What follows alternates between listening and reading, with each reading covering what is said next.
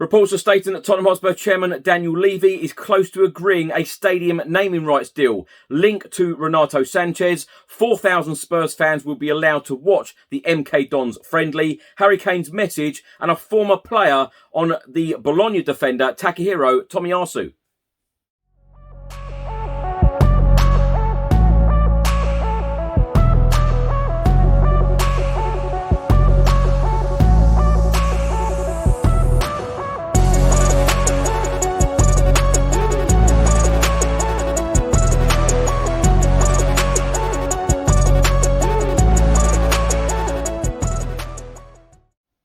Welcome back to the channel. Hope you're all keeping well. In today's video, I'll be going through all of the latest Tottenham news, all of the rumours and all of the reports. And if you don't subscribe to this channel as yet, please do hit that subscribe button. Just before I get into today's video, make sure that you download the OneFootball app for all of the live football scores, results and news, as well as getting all of the latest Spurs news on this channel. You can also see it all here. Download the OneFootball app to keep up to date with everything Tottenham Hotspur, club news, transfer news, match information, videos, tables and results from all around the world. Don't miss out, and please do let me know what you think of this app. Let's start the video by talking about the Euro 2020 final, which of course took place at Wembley Stadium on Sunday evening. The game finished England 1, Italy 1, with Italy winning 3-2 on penalties after extra time. England captain and Tottenham Hotspur striker Harry Kane tweeted the following: "Last night hurts, it will hurt for a long time, but we've come so far and broken down so many barriers that this is not the end. We'll win together, lose together, and we will regroup together for the World Cup. Thanks for all of your support this summer." Very sadly, the three England players that missed the penalties, Saka, Rashford and Sancho, have all received a lot of online racial abuse.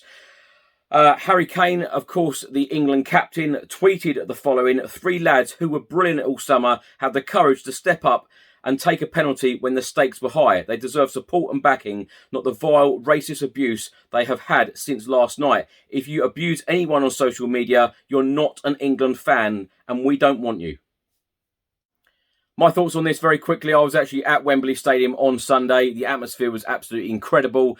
I thought it was coming home. You know, after 2 minutes, what a glorious start we had with Luke Shaw scoring that goal. And, you know, we all thought it was going to happen. The atmosphere in these last few weeks, you know, at Wembley Stadium, particularly the Germany game, the Denmark game, has been absolutely incredible. It's just such a shame that we just didn't get over that line and we just could not lift that trophy. Just gutted, absolutely gutted. The racial abuse, I think Harry Kane said it perfectly well. Absolutely disgusting behaviour. One thing for sure, all of these players should feel very, very proud of what they achieved during this summer. It brought the country together. You know, we got over the line against the likes of Germany. We beat Denmark in the semi-final. Those nights at Wembley were absolutely incredible. I will never, ever, for the rest of my life, forget those moments. You know, beating Germany, beating Denmark, going to the final. It's just such a shame that the game had to be decided by a penalty shootout. But one thing for sure, every single England player should feel very, very proud of what they achieved and their individual performances, because I thought England throughout the whole of the tournament were fantastic. Good news for Tottenham fans now. Now, Tottenham Hotspur put out an official announcement on Monday afternoon. We are pleased to announce that 4,000 away tickets will be available for our upcoming pre-season fixture against MK Dons on Wednesday, the 28th of July. Kickoff 7:45 p.m, subject to the easing of COVID restrictions. Supporters will be able to purchase their tickets directly from MK Dons from 10 o'clock on Wednesday, the 14th of July, priced at £20 adults and £10 for under 18s. My thoughts on this: I'm absolutely delighted to be going back to stadiums on a regular basis now, because you know, I'm so used to watching Tottenham home and away, and during COVID, of course, we've not been able to get into stadiums. So 4,000 away tickets will be available for the MK Dons game. So if you're going, perhaps I will even see you there. Other pre-season fixtures that Tottenham have got: the first one, which of course will be Nuno's first game as a Tottenham Hotspur boss, Leyton Orient away. 3 o'clock kickoff this Saturday, and I believe that it is only for 2,000 home supporters, season ticket holders only, no away fans in that game. We've also got a friendly against Colchester, and then before the Premier League starts, we've got this tournament against Arsenal and against Chelsea. So Interesting fixtures coming up for pre-season, but absolutely delighted to be getting back into the stadiums. A report has been published by the Daily Mail, and they are stating that Tottenham chairman Daniel Levy is rumoured to be in advanced talks on naming rights for Tottenham Stadium, and a deal could be confirmed before the new season. It has been more than 2 years since the Tottenham Hotspur Stadium opened, and it still does not have a naming rights sponsor, but sources are now claiming that Daniel Levy and the Spurs hierarchy are close to a breakthrough. It then states the news will come as a potentially massive boost to Tottenham after seeing their finances badly hit by the COVID pandemic. Following 2 years of record profits, the club recorded losses of £63.9 million for the year ending 30th of June 2020. Tottenham were already more than £600 million in debt as they look to pay off the cost of the £1.2 billion stadium complex, which opened in April 2019. This report from the Daily Mail then goes on to say that Simon Felstein, the Director of Communications at Tottenham, is leaving Spurs after 15 years. Spurs were made aware of his departure last week via email, with the reaction described as one of shock. Now, my thoughts on the stadium naming rights. Now, I said it when I was doing all of those stadium updates back in 2017, 2018 and part of 2019. I expected the stadium to be called something like the Amazon Arena, the Nike Arena. You can imagine it's something like Google Stadium, Google Arena, something like that. I am very, very surprised that this deal has not been done yet. I know Tottenham Hotspur and Daniel Levy are asking a record amount of money for the naming rights deal, but I'm hoping that a deal does get done very, very soon.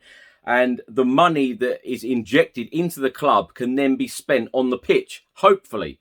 And then we can start seeing some signings. I know in recent videos, all I keep going on about is signings.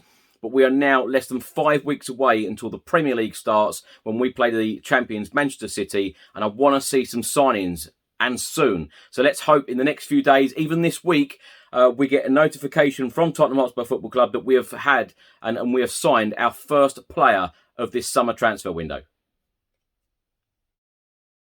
A report has been published by 442, and they are stating that Tottenham Hotspur are competing with Barcelona to secure the signing of Lille's Renato Sanches. According to Le 10 Sport, both sides have been watching the midfielder closely during an impressive period for club and country.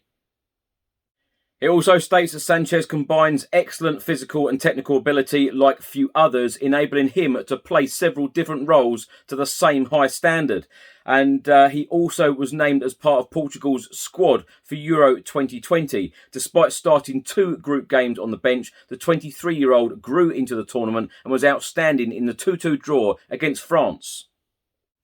My opinion on this, would he fit in at Tottenham Hotspur Football Club? Probably. But I really do want to see defenders being signed at Spurs very, very soon. Going into the new season in 5 weeks' time, I'm hoping that we do some business in this transfer window, get a right back in, get a couple of new centre-backs in, a creative midfielder and a striker. They have got to be the key areas. Of course, Gareth Bale's left, Carlos Vinicius has left to their respective clubs, where, of course, we had them both on loan last season. But there are another 2 players that we need to replace in this Tottenham Hotspur squad. But defensively, we really do need to concentrate on this defence.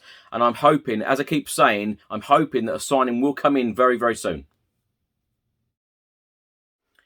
Now, in the last week or so, it has been widely reported by lots of media outlets, including Italian journalist Fabrizio Romano, who has stated that Tottenham could be signing Bologna defender Takahiro Tomiyasu, and he could be Tottenham's first summer signing. Well, former Tottenham and England goalkeeper Paul Robinson has been talking to the Football Insider and said he is not the long-term answer by far. Is he the world-class centre-back that Tottenham need? Probably not. They have clearly identified him as a good player and someone who can be incorporated into the squad. But you wouldn't expect him to start the first game of the Premier League season. That's if he does join. It does need to be him and somebody else. My opinion on this, I completely agree with Paul Robinson. He's not a world-class centre-back, but he's a very decent centre-back, and he's a very decent right-back as well.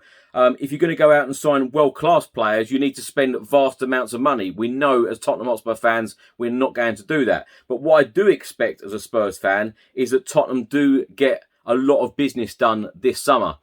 Even the transfer expert Fabrizio Romano, when he was on the channel last week, he said to me that he expects Spurs to sign 4 or 5 players this summer transfer window, and so do I, if not more. We really do need reinforcements at the back. So if you are going to sign a player like Tomiyasu, who is inexperienced, a very good defender, don't get me wrong, but he hasn't got much experience. So where Paul Robinson's saying, are you expecting him to play the first game of the season against Manchester City? Perhaps not. But then if he does come in, I would expect him to play alongside someone very experienced, someone like Toby Alderweireld. So I wouldn't let Toby Alderweireld go this summer, particularly for that reason, because if you're going to bring young defenders in, inexperienced defenders, you want that experience next to them, someone like Toby.